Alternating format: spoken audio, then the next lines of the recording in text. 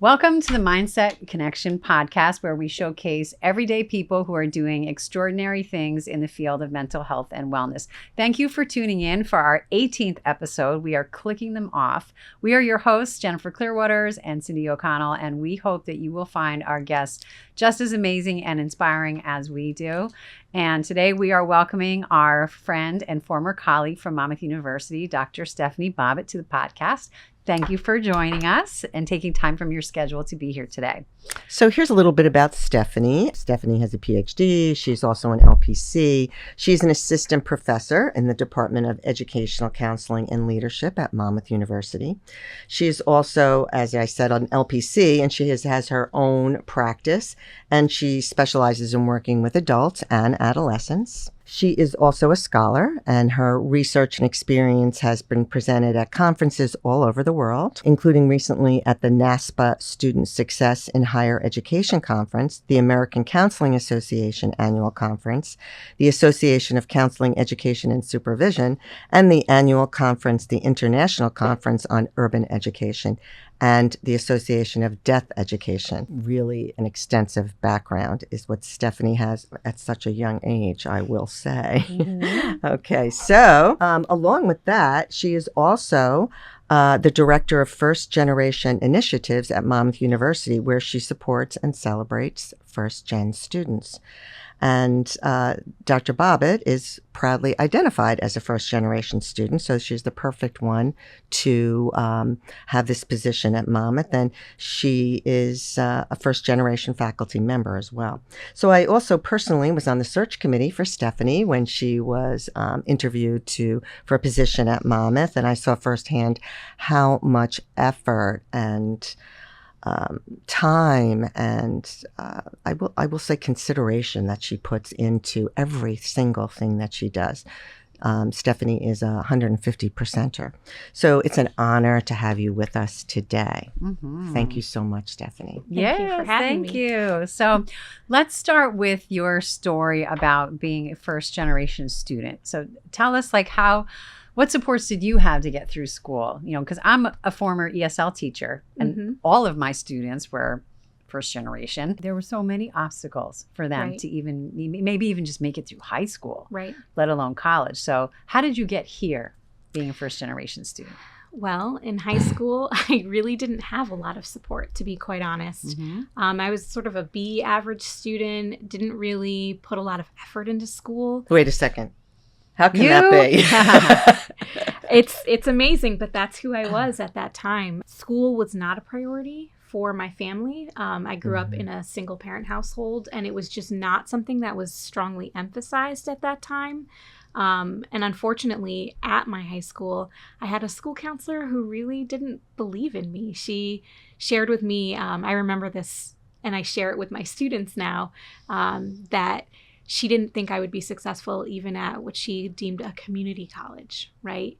Because that might have been the only option for you, right? Correct. Was maybe to get to a community college. Maybe. I ended up applying to colleges anyway because, that's what my friends were doing, and I almost felt like pressured that I should do that.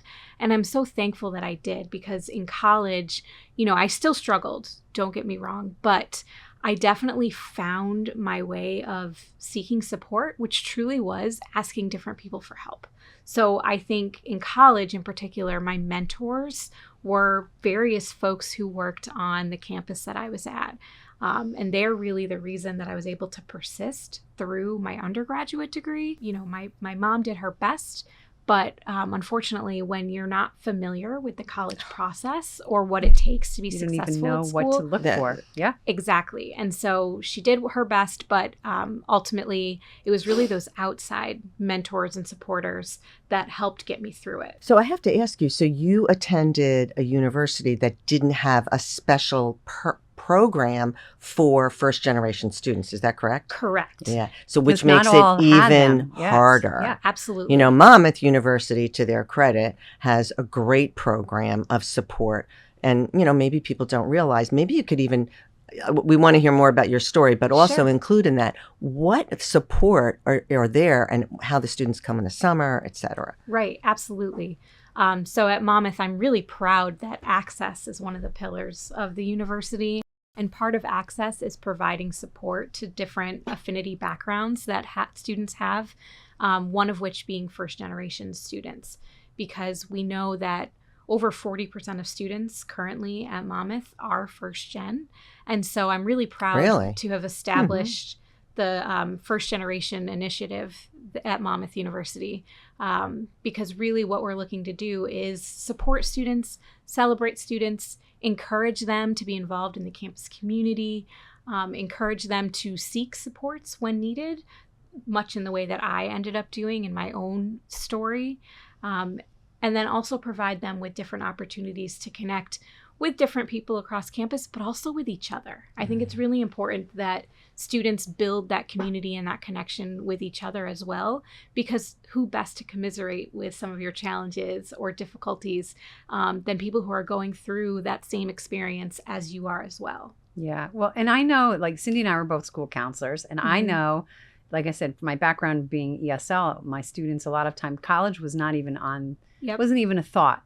And that could be just because the families maybe were thinking they were just going to go to work or work for the family. Right. But even as a school counselor, a lot of my first generation students, they just didn't know. They had no knowledge that there was even a program like Monmouth. And there are some other schools that have these kinds of programs for first generation students, but they didn't know about it. Right. So how does Monmouth reach back to the high school community to get people to even know that there's a program out there just like that? Well, that's something that we're currently working on. I did establish this in January, and so we are looking to make connections through different parent and family opportunities that Monmouth has, to let them know that the office exists, that I am in this role to support students and to be there for them.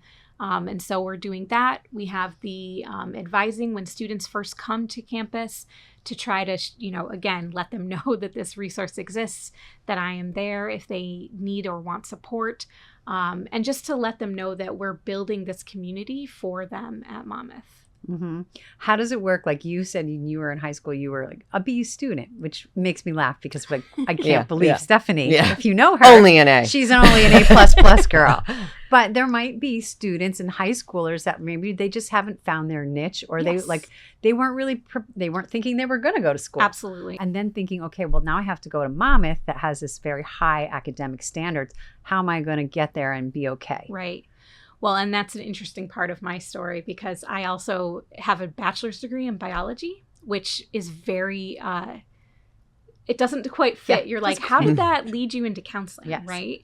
But it's because I really didn't know, and I didn't know myself, I don't think, when I first entered college. I liked sciences, but it wasn't really my strength. So you talk about me being an A student. In undergrad, I was more like a C and B student, which is, certainly not where I found myself, right? It's not where I thrived. It was only once I started a master's degree in counseling where I was instantly a 4.0 student and immediately felt like this is where I should be. Well, you this found is your what purpose. I should have been. Absolutely. And how did you come from being a bio major to deciding to go to get a master's in counseling? Interestingly enough, during my time in undergraduate, I volunteered at our rape crisis center on campus, and I was supporting students going through really hard times. I was supporting other groups of people, people that I was connected with on campus in those ways, and I felt like this is where I belonged. By the time I had realized this, though, I want to say I was midway through my junior year, and I realized changing my major at that point would set me behind. So I ended up choosing to complete my degree in biology and then went to my career center, which again, seeking those supports, seeking those resources on campus. And they were the ones who let me know that, no, you can go into counseling despite your background in biology. And so that's essentially how I sort of stumbled into it. But I really think had I been a different major in undergraduate, I probably would have been a lot more successful grade-wise. But I think something that a lot of first-generation students want to do, and I know for myself personally, I wanted a different life than what I saw and what I had grown up in. And so because of that, this idea of majoring in sciences and getting this like good paying job and being able to support myself and all of that was something that I really valued. And so that's where I went into the sciences, despite maybe it not being my strongest academic pursuit. So Yeah. interesting, because now we were just chatting before we started filming about teaching career class, which I taught and Stephanie Yep. teaches, and this is one of Stephanie's strong suits. And, you know, in careers, you talk about values. What do you value? And Yes. it's so interesting to me how many students would say that money was the most important thing. Absolutely. That's a Yep. really common Yes. But it common makes drive. Whereas- sense, though. You know, they're young and Yep. that could be what has been Yeah, instilled because on them. money from is other going to be people. open the Money's- doors for everything, Yeah. they Absolutely. think. or is going to provide for you from maybe where Yeah. you came from. You Right. didn't And yet have a lot. I know I wouldn't be nearly as fulfilled in any sort of job that I had in that field of biology than I am today. Yeah. And I'm so, so grateful and happy to have fallen into the pathways that I have, because it led me to doing the work that I truly love. Yeah. So- And I think, you know, going back to that first interview and first meeting, Stephanie, and so people understand when you're interviewed for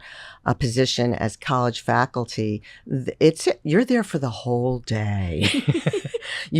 You're interviewed by this group, and then you have breakfast, and then you're interviewed by another group, and then you have lunch, and then you teach a class, and then you're taken out to dinner. So people really see you totally under stress, and also what your personality is really like. Mhm. So, you know, and Stephanie was as warm as she is presenting herself right now, which is why we were like, we're hiring her. yeah. You know, that was a Yeah. given. But you see that connection, you could tell she loved what she did. Mhm. So important. And we could see that. Cindy and I did, when we came to Monmouth, when our book first came out, we Yeah. did a talk at Monmouth that you set up for us. I could tell there were students that were coming in and they were just gravitating to you to talk about whatever. You know, they were like, you could just see that there's a genuine connection, that the students really do love you on Thank you. campus. And that does not always happen. We No. know that. Right. It doesn't always happen. So whatever you're doing over there, you're definitely connecting with the students. And that's the most important thing. Absolutely. Yeah. So you're also, as Cindy mentioned, an LPC. You have Yes. a private practice, and you're seeing adolescents through adults. Yep. So from a mental health perspective, what are you seeing these days as the biggest challenges for both groups? And it might be Yeah. different things, and it might be the same thing. Well, I think, you know, I made a few notes before this around this question. Of course you Of course did. you did. She has her own. She bullet also points did of an notes. assessment. Yes. No, but truly, as I was writing it, and I'm thinking about the difference between adolescents and then some of my older, you know, the graduate students I work with and the adult clients I have, I really feel like right now what I'm seeing is a lot of identity issues. So people really Yep. trying to come into their own and figure out who they are and who they want to be and what's important to them. And I certainly know that journey. I was on that journey, I think, for most of my life up until maybe the last several years since becoming a mom and having the job that I love. And so I think that's a really prominent issue that I see. I also see, you know, with my adolescents, issues around being pressured with school and jobs and sports and different things like that. Parents have certain expectations. And I find that really sad, because that's when, you know, you're supposed to be exploring yourself. And then I wondered, does that impact that identity as you get older, right? Because you yes. are living up to the expectations Of of the someone else. parents instead of, you need to listen to Jay Shetty's commencement speech at Princeton. Yeah. Mhm. Because it's you've not heard it, exactly, listeners, if you it's haven't just heard that. it's Yeah. exactly what you're talking about. Right. Other people's expectations. Yes. Do you think that you were, you know, when you were an undergrad, that it was other people's expectations? You were the first one to go to college. Right. What is Stephanie going to do? Right. I was the first one to go and then the first to graduate. And I'm still the first and only to have any graduate degrees. And I Oh. have both a master's and a PhD. Of course. So Yeah. Well, you had to go do it. You're going to go big. I was You're going gonna to do it all. I was going to do it my way, right? I knew that I had these dreams and goals of what I wanted my life to look like. And I knew, even though science wasn't necessarily where I should have been, I knew that I really valued intellect and scholarly work. And I really wanted to see myself in that realm. I just didn't quite know where I fit yet. And that's sort of that identity piece of looking to explore, and why I went the environmental science route because it was something that I cared about. Yeah. I care about the earth, right? And so in pursuing that as a passion, I did okay, but I did much better once I realized that my true calling and my true best fit is working with other people. We tease Stephanie because she's assessments and things and she's very scholarly, but you also picked, like you just talked about volunteering in the Rape Crisis Center. So you take on some challenging, you know, we're going to talk about your role in bereavement and grief, but like those are usually some topics that people might want to run away from. Right. Because they're scary. Right. So, and you weren't even a counseling student when you were doing that work. Correct. So how did you even get in there? Like how did they let you come in and work with people that were dealing with that? Well, you really just had to sort of express this interest, right? It was really like you want to help and support people. And, you know, they do their own sort of screening process of making sure that you are okay enough to handle that. And I think something that I've learned about myself over the years, I may not have known it at that time, but what I've come to realize later is I actually am really good in a crisis. I can stay level-headed and calm. You're very calm. And I can be there for other people, which I don't know that I knew at that time, but I felt very called. And so I'm so thankful for that whole experience because truly that is what led me into becoming a counselor, because it was through my master's program where I recognized how I did so well in crisis situations. Like when I would have suicidal clients when I worked in a college counseling center, I was, I think, one of the strongest people on staff to be able to support those students because I think I just understood what they needed at that time. And that is a quality that so many people do not have. Yeah. I mean, or wouldn't know what to do. Like most people in a crisis, just they may want to help, they just don't know what to do. Right. They don't know what to say. Yeah, they don't know what to say. And we know also with bereavement and death and dying and people don't know what to say, so very often they say the wrong thing. Yes. Right. You know, well-meaning, but it's not exactly the right thing to say. Right. We're gonna circle back to that, but I want to move on to another area that I know that you have embraced. Let's put it that way. So while I was teaching at Monmouth, and you know, I was really adding mindfulness and meditation into my classes, and then I had a half-day retreat, which was not attended. You know, it was only a few people there, but you were there, and then you know, I do an online meditation at 9 a.m. and whenever I can't be there. And it's a free service for people, whether it's one person or 10. And you've stepped up and done it for me. And also, I listened one time because I was at a hospital and my husband was having a procedure. So I sat in on it, and you immediately said, "Do you want to do it?" And I was like, "No, I want to just listen to you." So, and you did a beautiful job of making people feel safe and comfortable and a sense of peace. Right. So I know that you have also added contemplative practices to your own classes. Yep. So why don't you talk about that a little bit? Well, so you were actually my inspiration to do that because I did find all the work that you were doing really helpful, and being a supportive colleague and showing up to your workshops and doing all of that. That's something that I strongly value, is not just my work, but the work of my colleagues and the people around me. And so I always like to show up for folks, right? I think that's really important. But I noticed in particular with COVID, which happened a year and a half into my time at Monmouth, that students were so stressed out. They were all so nervous. Everything felt like a disaster at that time. And so I found my students just needed a few moments before we would get into class to really focus, to be present, to get grounded. And so I would take that time out of our class time to meditate with them, to bring that ease into the space, because I really felt like, how can you focus on class right now when you've got all of these other things that you're worried about, that you're stressed about? And so for me, it was important that we show up together in class, ready to learn and ready to work.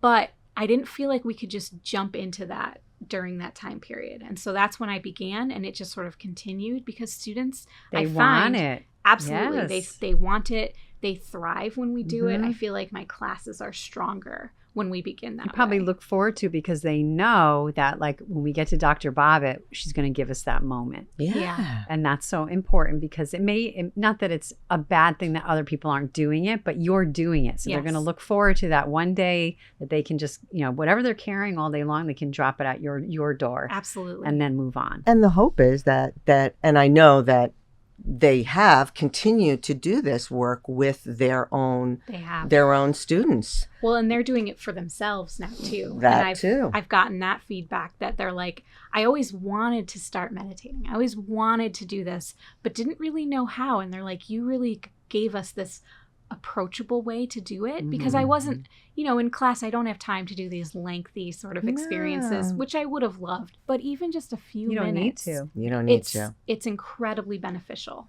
Yeah.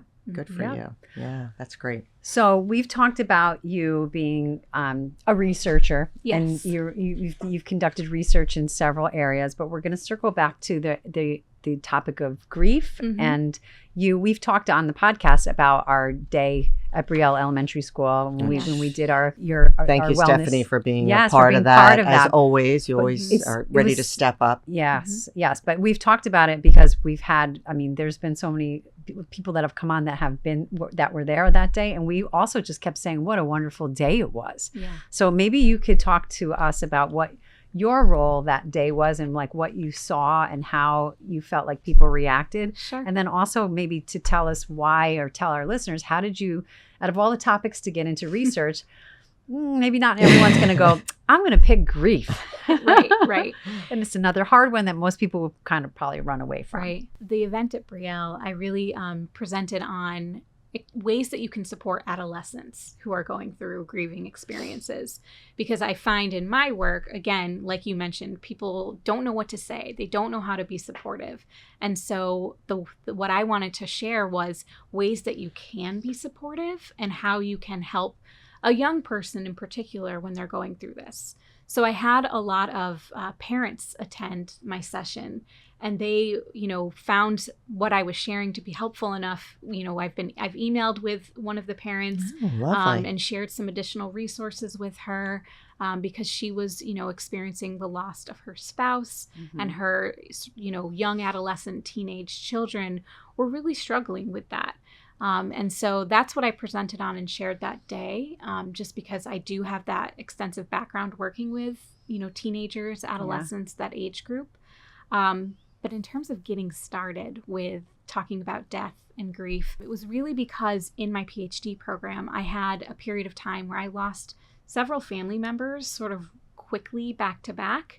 And I found myself really struggling with that. Especially, you're pursuing a PhD, you're expected to perform at a certain level.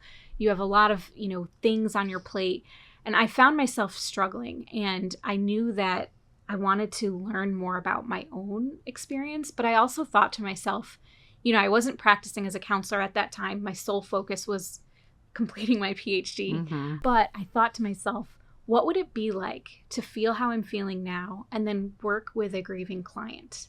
And so that really inspired my research to understand that process of what it would be like in that situation. So I spoke with several, all of my participants about that experience and the decisions they make about whether they share things or what they do and don't share, and even what it's like for them to be in that space with someone while they're going through their own experience. Yeah, because you have to kind of separate, right? If you're grieving and you're trying to work with someone that's grieving, sure, it sometimes can be hard to separate the energy. Absolutely, and sometimes you can't separate it. Yeah. And so, I had some really interesting perspectives on when you can't separate it.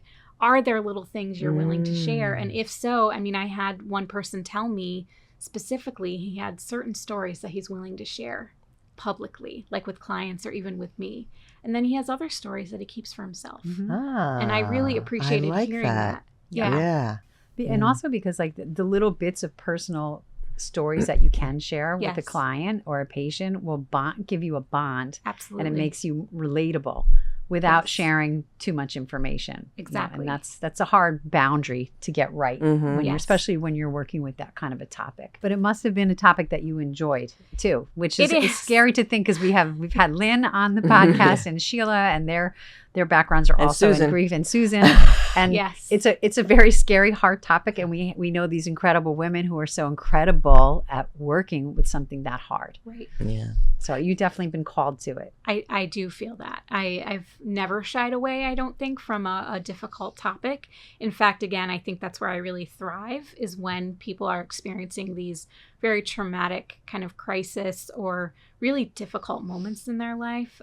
It's something that I like to walk us along with them in that journey. I can't really explain why. It just feels right and feels natural Well, to me. it's a calling. It's a calling. It's a calling, for sure. You for found sure. your purpose. Yeah. So, in addition to your work at Monmouth, your Mhm. work with personal, your private practice, you also collaborate with several communities. Yes. So, the Central Jersey Consortium for Excellence and Equity, the Social Justice Academy, and the Society for the Prevention of Teen Suicide. So tell us how you got involved with Sure. these various groups and Yeah. what that entails. The way that I've gotten involved is really through my connections with different people, but it's also in showing up for my colleagues and showing up for people that are a part of my community.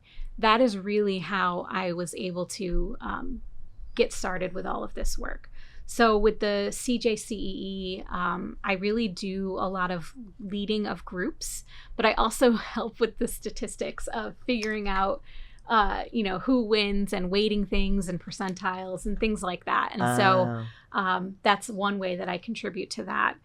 With the Social Justice Academy, I was teaching, and part of that is because I do share a strong passion for social justice and anti-racism. Mm-hmm. So that work is just very natural. It's ingrained in And me. who are you teaching? There were educators that Yes. came in. So why don't you explain what that is? Sure. So it was different educators, school counselors, teachers, administrators, all different folks in Monmouth and Ocean County primarily. And they were coming to do this professional development over a 2-week period. And that was the sort of intensive course that I was teaching them. And so through that work, I got to share all of the social justice and anti-racism knowledge that I possess. And that was incredibly fulfilling to me.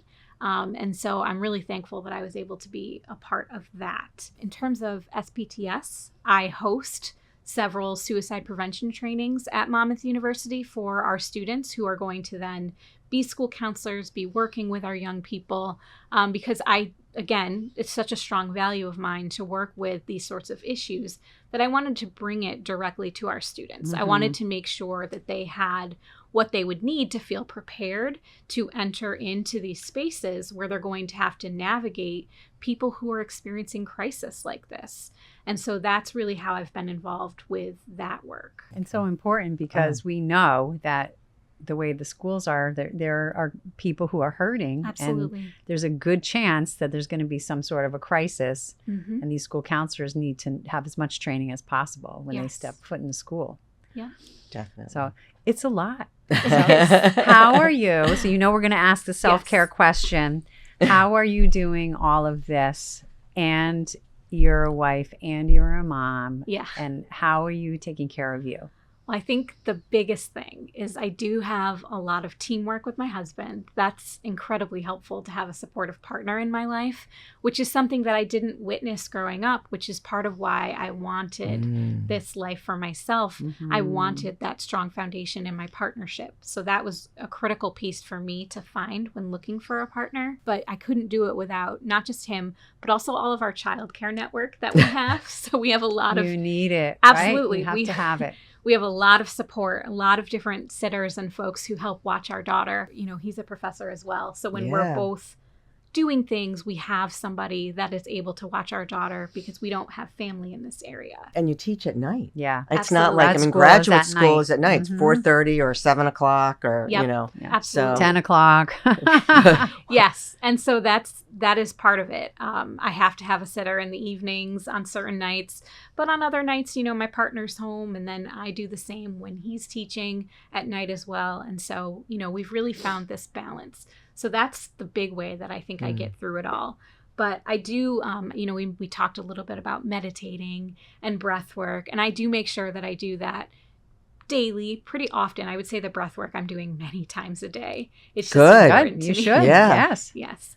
I also do yoga regularly as well, and I find that to be so helpful. I do feel like it helps with the breath work, but it also just helps me feel connected to my body and my mind. Mhm. And so I really love my daily yoga practice. I also spend a lot of my time reading.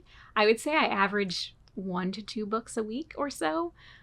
Which, Really? Yes, I read a lot. Well, our research that we did talk about that the highly intelligent people are very well read in all different areas. Mhm. So you're on. So the are right you reading path. fiction, What are you reading? nonfiction, educational books? I primarily read fiction, to be honest. Good for you. Because I find that if I'm It's a reading, break. exactly, all of the work that I do Yeah. is so in that like real world nonfiction kind of realm that I really love my reading time to be in these fictional spaces that allows like a little bit of escapism. It's an escape, right? Yes. Yeah. But I also feel like if I'm enjoying what I read more. Mhm. And to me, engaging in my brain with reading is more important to me than what the content is. I already do so much of this like content heavy research scholarly work in my work life that I'd rather my enjoyment of reading be about, fictional worlds and things like that. Okay. Yep. I also find one of the benefits to reading, in addition to, just that escapism, is I get alone time. And I really, especially as a mom, I value some of my alone time, Yes. right? I Yes. value being with myself and just making time to sit with a book and my cats usually and just kind of get lost in another world for a little bit. So when do you do Yes. this? Because I'm sure that people are looking and going, so when the heck does Yeah. she do this? With 10 everything a.m., else that she's 2 doing. p.m. No, I mean, I primarily will read at night before Yeah, bed. I yeah. also find that's like a soothing activity Yes, before bed. Definitely. But I make Rituals. Yep. Rituals. Yes, but I also make time to read. So, for example, my daughter had ballet class yesterday. And instead of sitting on my phone, scrolling and doing all of that, I brought my book and I Yeah, sit and I of read for an course. hour while she's in Yes. class. And I see other parents, scrolling or being on their phones or whatever. And that's okay. But for me, I find the time. I make the time to do something that I It's a enjoy. priority. It's a priority. It Yes. is a priority. Beautiful, Priority. Stephanie. Yeah. And Good. they say that, we talked about this too, that the more that you read fiction, it makes you a little bit more compassionate Absolutely. because you see the emotional differences in people Mhm. and their lives, and you become more compassionate yourself. So Right. there you Yeah. go. Right. Yep. So what's a takeaway that you would like our listeners to know? There's so many that you've already said, but Mhm. I think so. One thing that I share with my first generation students or anyone going through a difficulty is to be persistent in what you want. I think that a lot of times it's easy to want to just stop and to give up. And I think one of the messages that I always like to share with people about my own story and just where I've been and where I see myself going is to remain persistent. No matter what challenges, how many times you fail, if you're persistent, even if it doesn't work out the way you expect it or that you want it, you will know that you have done everything that you could. And Yeah. so Do- persistence is really do important. hard Yeah. things Do hard things. and keep you know at what? it. Good for Absolutely. you. And we always talk about, like, even in our book, you're not going to make a huge change right away. Mhm. It's small steps to big changes. So if you just keep showing up, Exactly. you're going to get there. Right. And even showing up in, like I've mentioned that I show up for my colleagues, I show up for the different people in my And you do. community. You do. And I think that's really critical because I know that showing up is sort of how I've been able to make certain connections and be involved with different activities like the Social Justice Academy, like the CJCEE. Those are all because I was willing to take the time, the effort, the energy out of my life to show up for other people. Yeah. And so that's, I think, another message that I always like to share is to show up, not just for yourself, but show up for others as well, the people Right. you care about. Because I think that that's a really critical piece of, being in community with people. Yeah. No question. Well- Where do you see yourself in 5, 10 years, or maybe 20 years? I Yeah. mean, believe it or not. I mean, some people, college professors, you could basically stay there till you're 85, Right.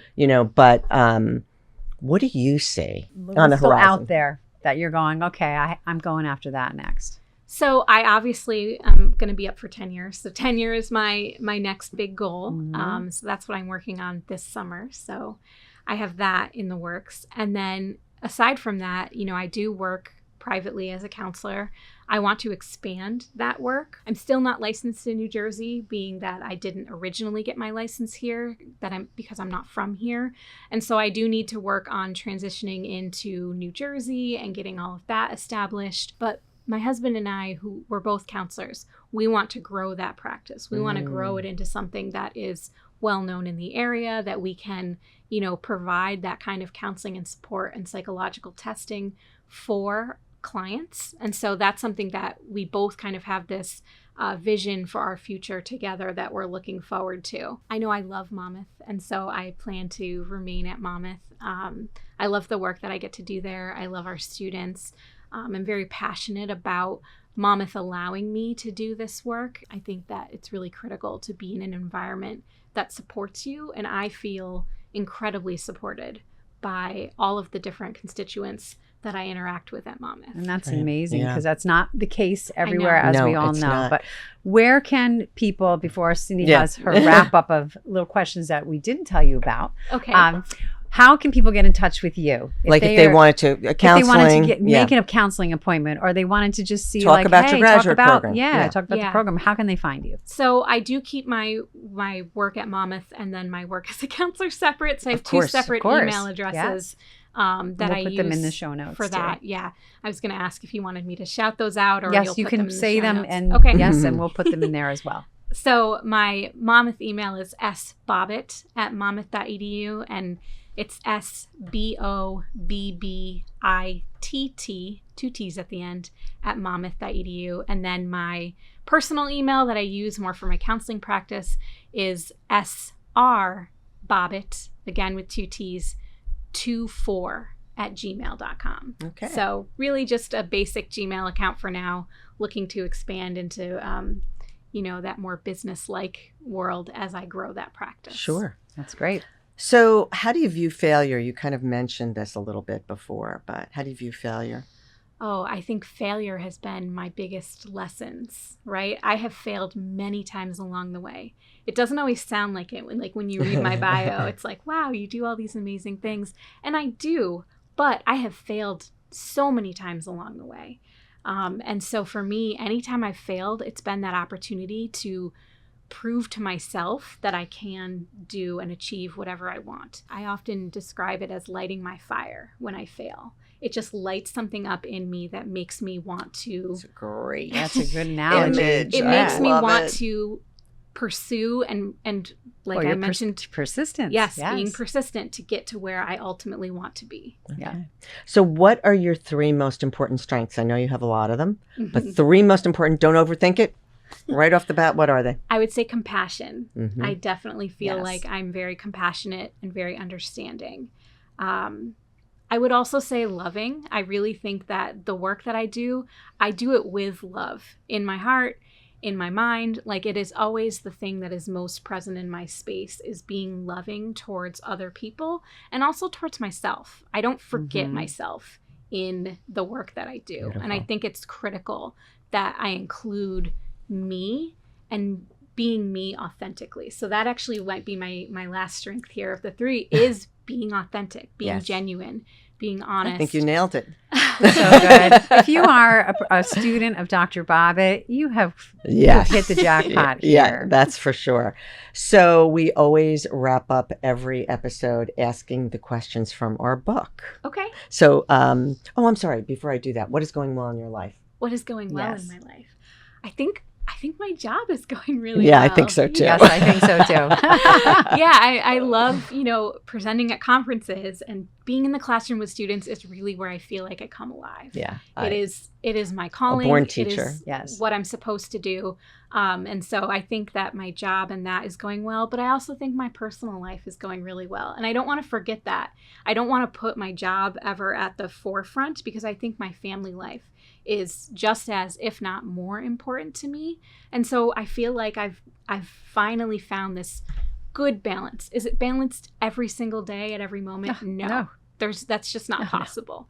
But I think I have found this balance that I feel good with right now. And so I'm really proud that my husband and I have worked to achieve that in our relationship, in our family life. And so I really feel like that's going well for me. As well. Good. Beautifully said. Wonderful. So, is there something in your life that you would like to change? It's a yes or Just a no. yes or no. Yes. Okay. So, what's holding you back?